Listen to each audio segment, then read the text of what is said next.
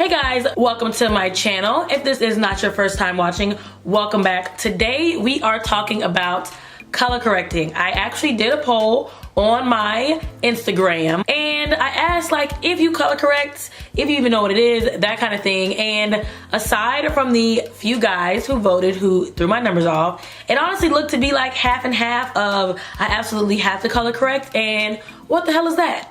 So I'm doing a little video on color correcting and my tips, how I use it and why I like it, and just kind of overall what is it kind of video. So if you are interested in learning about color correcting, stay tuned.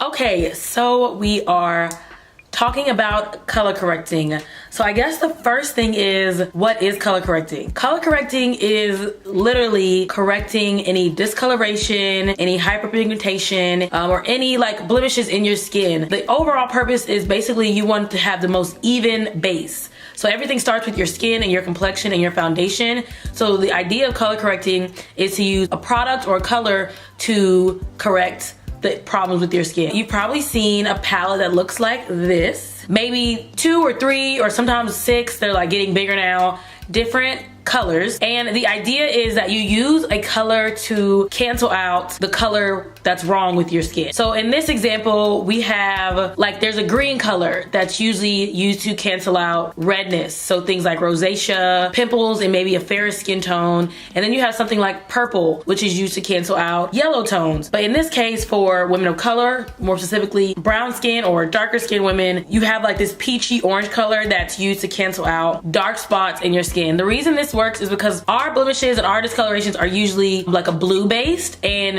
if you ever taken an art class, you kind of know something about complementary colors. And basically when you use orange or red colors over something with a more blue base, it cancels it out. So that's the whole idea behind color correcting, is literally correcting the color of your skin. There's a ton of different color corrector products. Almost every brand now has a color corrector. I've seen weird YouTube things where they use lipstick, but some of the most affordable ones that I have and I use are the NYX concealer, and this is in the color orange, so pretty simple. This one's more like a paint pot, and it's a little bit on the peachier side of color, if you can kind of see that. And I also bought, which I never use, so she's super dusty, I have the Anastasia Beverly Hills Contour Cream Kit. And one of the reasons I don't buy palettes or kits very often, clearly this is the color that I use the most, but this color here is Warm Coral. This is the deep, I think this is the deep kit. This is Warm Coral, and this would be your color correcting color. This one is also a good consistency.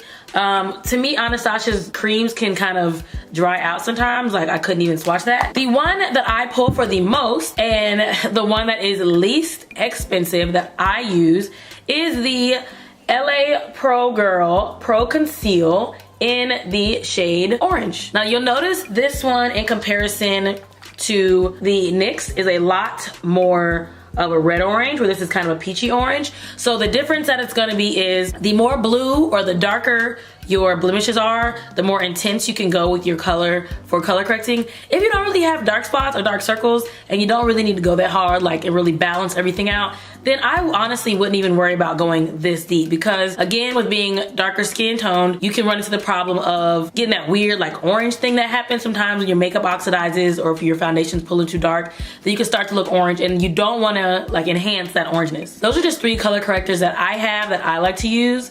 I know that MAC has one, I've seen L'Oreal has some. They're literally everywhere now, so it's pretty easy to find a color corrector in the format you like, whether you want more of a liquid or a cream kind of consistency, for the price point you want, and for the intensity of color that you like. These are only $2.99, so I feel like you can't really go wrong with these. And I think LA Pro Girl even has a lighter peachier orange too that they've added to say added more a color correcting line. So I always pull for this. I'm going to on camera color correct and kind of show you the difference. I'll just show you where I color correct, how I color correct, and you can kind of see the finished product and the overall balanced look that I get afterwards. We are up close and personal. Again, my eyebrows are still not done, and it is an entire week later.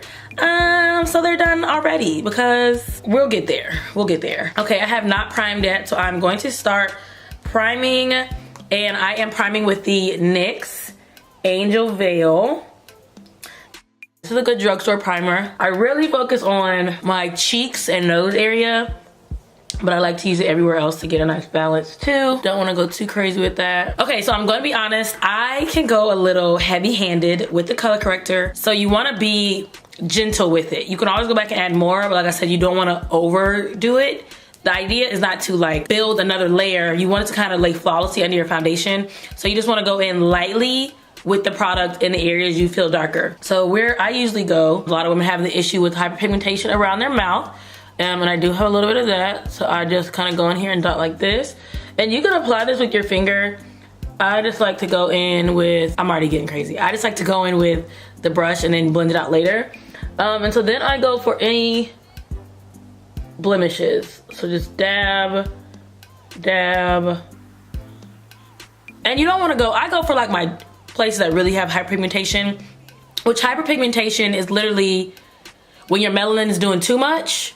So your skin is overcompensating and it creates too much pigment and it is a darker area. So sometimes we have this on our knees, our elbows, scars where the skin was healing itself. And so it's a pretty common thing, but sometimes it gets worse with age. Not using SPF products can definitely contribute to that. So if you're in the summer or the winter, anytime you're outside and you're not using SPF, you could be contributing to your spots getting darker.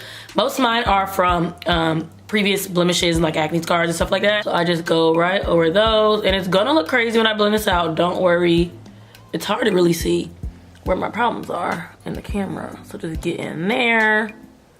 I leave some of like the more mild spots because like it's skin, but I just try to get into places that generally show through your makeup. So if you feel like you end up using more foundation around your mouth or somewhere like under your eyes or concealer, then you definitely want to focus on putting the corrector there. And then I just dot a little under my eye. My bags aren't crazy, I don't think. I do have this weird dark spot here. They aren't too crazy, so here we are. You can use a beauty blender. You can use your finger to help warm the product up. You can use a lot of different things. I use this Sephora brush from like a random Sephora kit from many Christmases ago. And I just start to blend it out.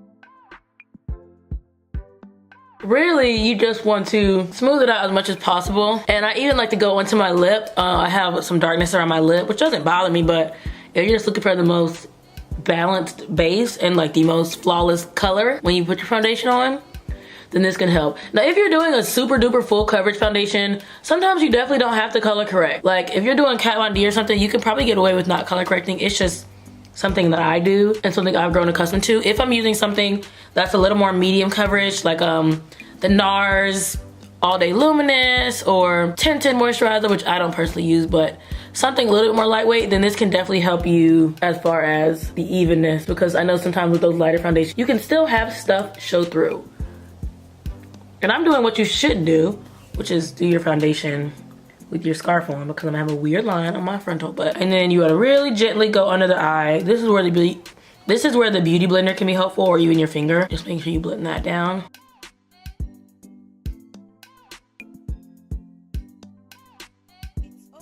A little heavy-handed, but that's okay. So this is literally how it's gonna look. It looks orange on me now, but what it's doing is it's gonna balance out the blue that was creating the darkness. Okay, so now I'm going to go in with my foundation. I'm going to be doing MAC Studio Fluid in the shade NC50. And you'll see that immediately the orange is disappearing. And I don't go super crazy with my foundation under my eyes because, like I said, I don't like to build a lot of layers, and I'm gonna go under there with the concealer, but the corrector still helps my concealer under my eye. I can definitely tell I use a lot less concealer when I color correct. The concealer just looks more even and pops a lot more. Okay, so I know it's gonna look orange under my eyes, but as for like around my mouth and along here, it's hard to see. I don't wanna go crazy because I don't want to end up looking crazy in person. So let's just get, so here, it typically can come off a lot darker. I find that when I put a little foundation on my lips, it can help with like lipstick, the true shade coming through. But I had quite a few here. Okay, now I'm gonna go in with concealer, another LA Pro Girl in the shade Toffee. She's almost empty. Not gonna be using the brush. I'm gonna be using this, the Real Techniques 102. I think this is a foundation brush or concealer brush.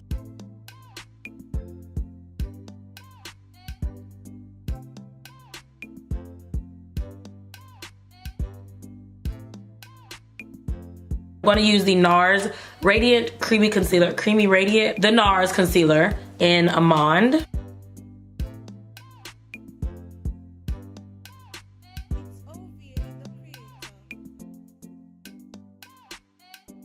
And normally I use the Laura Mercier medium or deep setting powder before I put my foundation on, but I didn't do that today just because I wanted the color correcting to stand on its own. But usually I color correct and then I put the powder on right after, and then I put my foundation on. Let me know if you'd want a video on putting on the powder before your foundation, maybe seeing the difference, or kind of why you put the powder on before your foundation.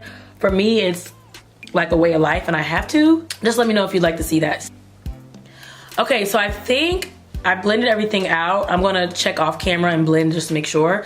But if you can see right now, so I have my complexion products on.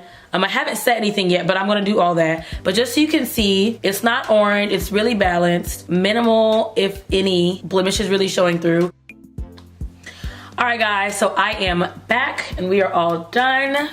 Here is the final product. So hopefully you learned something today about color correcting, how to even out your skin tone, balance out your blemishes, your dark spots, some good brands to try for it. If you have any questions on color correcting or any questions at all, let me know. Please leave that in the comments. Please give this a, I was gonna say a thumbs up, but we're just gonna say give this a thumb up.